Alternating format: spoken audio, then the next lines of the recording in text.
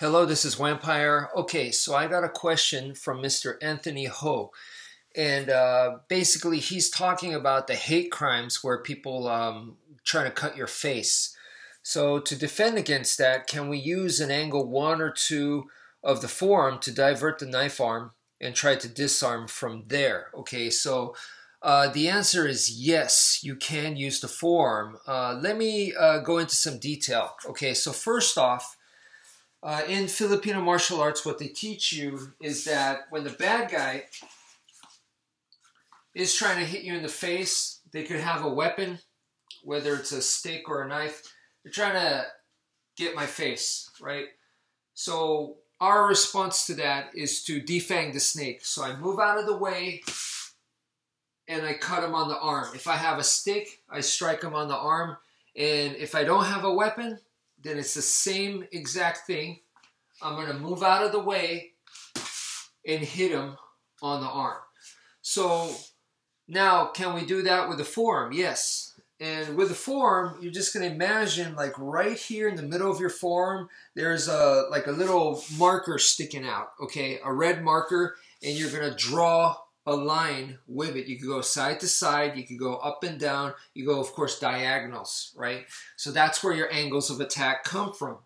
And so the strike is coming for my face, and I'm gonna, boom, I made a diagonal slash, which is commonly known as the #1 angle. So I did that. Notice I have my checking hand, because if I don't, just blocking like that is not enough. I could still get slashed, I could get stabbed. So you need to have that checking arm, okay? So yeah, that's super important. The forearm technique, using it that way, using the angles of attack to do the forearm, is not taught conventionally, or I've never seen it taught in Filipino martial arts. That is the wmpyr method, okay, my method. But to me, it still goes along with the Filipino martial arts concepts and principles. I'm not going against it, because whether I use a fist, a stick, a knife, or even open hand or an elbow, the technique pretty much stays the same. Those are just tools. You can change the tools. That's the idea of how Filipino martial arts works. The general movement is the same, but the tools change. So then whether I go from fist or whether I use forearm, it's just a different tool. That's the way we see it. Now, why? The important question is, why would I go forearm instead of fist? Okay? And the thing to understand there is that I prefer fist. And the reason why I like fist is because when you're holding a weapon, you make a fist. So when you don't have a weapon, if you use the fist, to me, it just makes a smoother transition going from stick to knife to empty hand, okay, is to just go ahead and use the fist. So the attack is coming, I move out of the way, and boom. That is what I want. If I'm using the forearm, it's because I messed up. I messed up in a sense that I allowed him to get this close, all right? So it's all about distance. And the reality is, you mess up.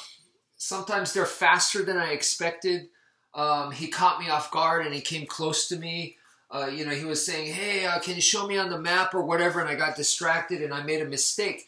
So whatever the case is, he's too close. So then I would use the forearm. Okay, but I prefer having the distance and using the fist. So please understand that. The fist is much more preferred, and I suspect that's why they don't teach the forearm, because they're telling you don't get in that situation. I like the forearm because it's realistic, because we do mess up, and sometimes it's like, oh crap. Or even if we do start off with a distance, he might be very fast. And so he comes in way too close. Then the forearm comes in handy, right? And when you do the forearm, once again, you want to have that checking hand, but also I don't want to be like this, because now, even though I have this checking hand, he could still attack me. So, I mean, I want to be ready for the next stuff. So keep it tight, keep the movement. Don't go 1 all the way, #2 all the way. You don't want to be doing that with the forearm. You want to keep everything super tight, right here. Okay, so the forearms need to be very close, and that's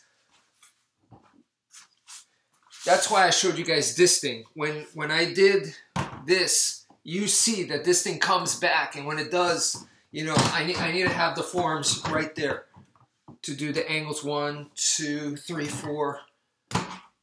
So that's why the forearms need to be here, not one all the way like you do with the sticks. It's just a different tool, so more compact. Anyway, I hope that helps. Thank you for viewing, and take care, folks.